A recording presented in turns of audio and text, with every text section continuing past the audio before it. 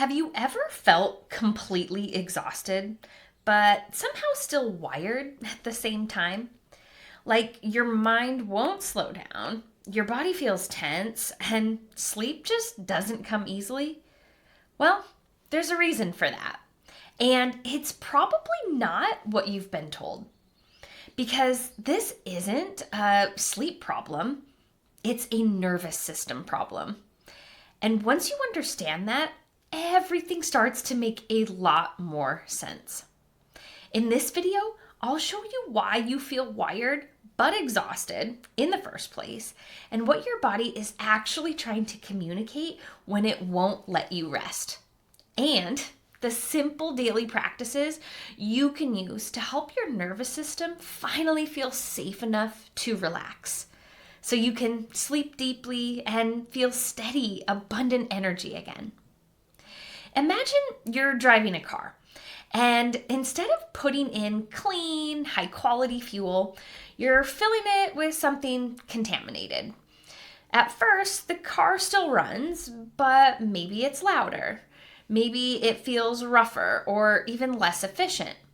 You have to press harder on the gas just to keep moving. And over time, you notice things start to wear down more quickly than they should.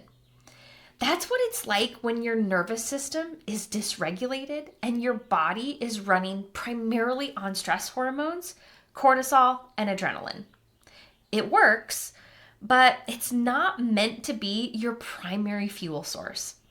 And eventually you end up in that exact place so many people are in, exhausted, but unable to fully rest. If you've been feeling this way, wired but exhausted, this is likely what's happening in your body. And I want you to hear this with a lot of gentleness. This is not a failure. It's not a willpower issue. This is a nervous system pattern. Your body is responding exactly the way it's designed to when it perceives stress. Because your nervous system has one primary job above everything else, and that's to keep you safe. So if your system doesn't feel safe enough to fully power down, it will keep you in a subtle state of alertness, even when you're exhausted. And this is where that wired but tired feeling comes from. Your nervous system is constantly moving between two main states. One is the sympathetic state. This is your fight or flight mode. This is where you feel alert, focused, activated. The other is the parasympathetic state. This is your rest, digest, and repair mode. This is where sleep happens. And this is where healing happens. In a healthy rhythm, your body moves between these states throughout the day. But when stress becomes chronic, whether it's emotional, physical, or even coming from things like blood sugar swings or constant stimulation, your system can get stuck in that activated sympathetic state. So even at night, when you're trying to rest, your body is still running that stay alert program. And this is why you might feel exhausted all day, but suddenly more awake at night. Because your body isn't prioritizing sleep. It's prioritizing safety. And once you understand that, you stop trying to force sleep. And you start creating the conditions your body actually needs to let go. Let's talk about the fastest way to signal safety to your nervous system. You might have noticed when you're feeling wired, your mind tries to think its way out of it. You tell yourself to calm down, to relax, to just go to sleep. But your nervous system doesn't respond to logic in the way you might think it does. It responds to signals from the body. And one of the fastest ways to send that signal of safety is through your breath. A really simple place to start is something called the cyclic sigh. It's just a double inhale through the nose, followed by a slow, extended exhale through the mouth. It's like this. First, inhale and breathe into your belly, then into your chest. And then slow exhale all the air out with a sigh. And you can repeat that for 1 to 3 minutes. What this does is it gently tells your nervous system it's safe to come down now. So if it helps, you might try this before bed or even in the middle of the night if you wake up and feel wired. Because you can't force your body to relax, but you can guide it there. This next one surprises a lot of people because it doesn't seem directly connected to sleep, but one of the most common hidden stressors on the body and the nervous system is unstable blood sugar. You might be going through your day thinking everything is fine, but if your blood sugar drops too low, your body has to compensate. And the way it does that is by releasing stress hormones like cortisol and adrenaline. So even if nothing stressful is happening externally, your body is creating an internal stress response just to keep you stable. And that can carry into the night. This is why some people wake up around 2 or 3 a.m. feeling alert, not because their mind is anxious, but because their body is trying to regulate. So a really supportive place to start here is simply creating more consistency with your meals throughout the day. If it feels doable, you might aim for balanced meals with protein, healthy fats, and fiber, and try to avoid long gaps without eating. Ideally, every 3 to 4 hours can keep blood sugar more stable. For some people, even adding a small evening snack, something grounding with protein and fat, can make a noticeable difference in sleep. Because sometimes your body isn't trying to keep you awake, it's trying to keep you stable. Now, this next one is simple, but it can be one of the most impactful shifts. Because for a lot of people, rest only happens when everything is done. When the work is finished, when the house is clean, when everyone else is taken care of. And what that creates is a nervous system that never actually gets a signal that it's safe to slow down. It's just go, go, go all day long. So when you finally get into bed and try to rest, your body doesn't know how to make that shift because it hasn't practiced it. So instead of waiting for rest to happen naturally, we start to create it intentionally. Even small pockets throughout the day. And this doesn't have to be anything complicated. It might look like 5 minutes with no input. No phone, no podcast, no scrolling, just sitting, breathing, and letting your system settle. Or stepping outside for a few minutes and letting your body soften while you have your feet in the grass or sunshine on your face. Or it could even just be a 5-minute restorative yoga pose as a break during your day. Because every time you do something like this, where you allow your system to rest and experience safety, you're teaching your nervous system it's safe to pause.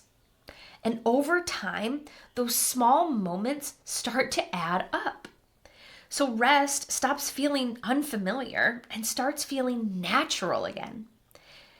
Now, this next one is where a lot of people unintentionally work against their body because most of us go from full speed straight into bed. We're on our phones, answering messages, watching something, thinking about the day, and then we expect our body to just fall asleep. But your nervous system doesn't work like an on-off switch. It's more like a car that's been speeding down the highway. You wouldn't slam on the brakes and expect it to instantly stop without strain. It needs a gradual slowdown, It needs a transition. So instead of going from stimulation to sleep, we create an intentional small buffer zone, even just 10 to 30 minutes before bed. And this doesn't have to be complicated. It might look like making a cup of herbal tea, something calming like lemon balm or tulsi. It could be a few minutes of journaling, just getting the thoughts out of your head and onto paper. Or a simple breathing practice like the one we talked about earlier. Even gentle stretching, dimming the lights, or just sitting in a quieter, darker environment can help. Because what you're doing here isn't forcing sleep. You're showing your nervous system it's safe to start powering down now. And when this becomes a consistent rhythm, your body begins to recognize it as a cue, a signal that sleep is coming.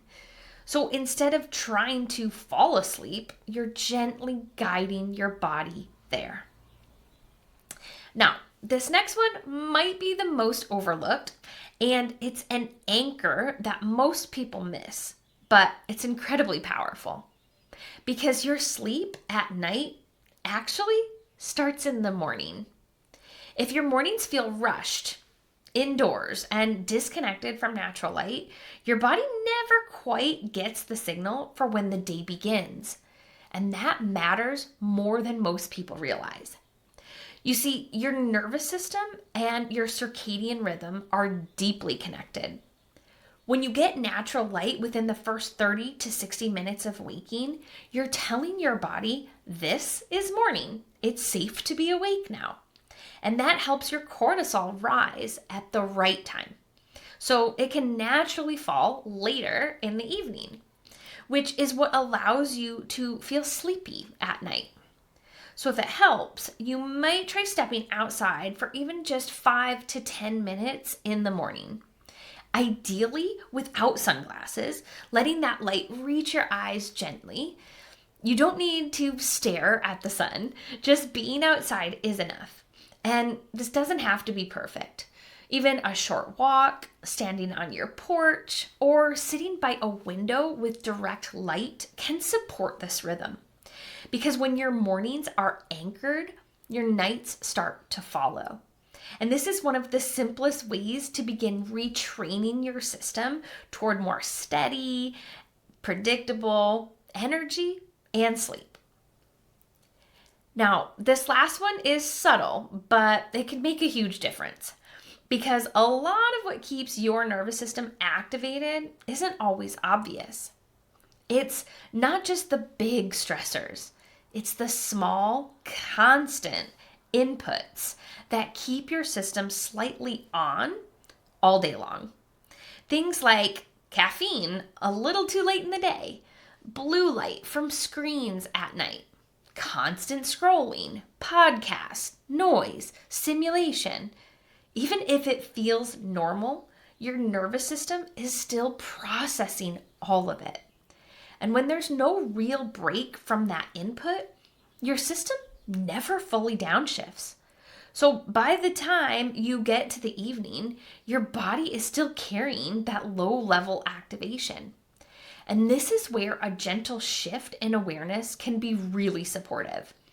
You don't have to eliminate everything, but you might start noticing, where can I reduce just a little bit of that input? Maybe it's setting an earlier cutoff for caffeine in your day, or dimming lights and stepping away from screens a bit earlier at night. Or creating small pockets in your day where there's less noise, less input, less stimulation. Because you can't expect a calm nervous system if it's being stimulated all day long. And even small shifts here can start to lower that baseline level of activation in your body. So it becomes easier to access that calm, grounded state, not just at night, but throughout your entire day. Now, as you start to work with your body in this way, something really important begins to shift. You stop trying to force yourself to sleep, and you start creating the conditions where sleep can actually happen, where your body feels safe enough to let go. And if this is something you've been struggling with for a while, feeling wired, restless, and exhausted at the same time, this is just one piece of a bigger picture. Because your nervous system is deeply connected to your energy, your digestion, your hormones, your entire ecosystem. Now, I know it can be hard to know where to go first and where to start. So if you want my help in figuring it out, click the link in my description below, and I would love to talk to you and see what I can do for you one-on-one.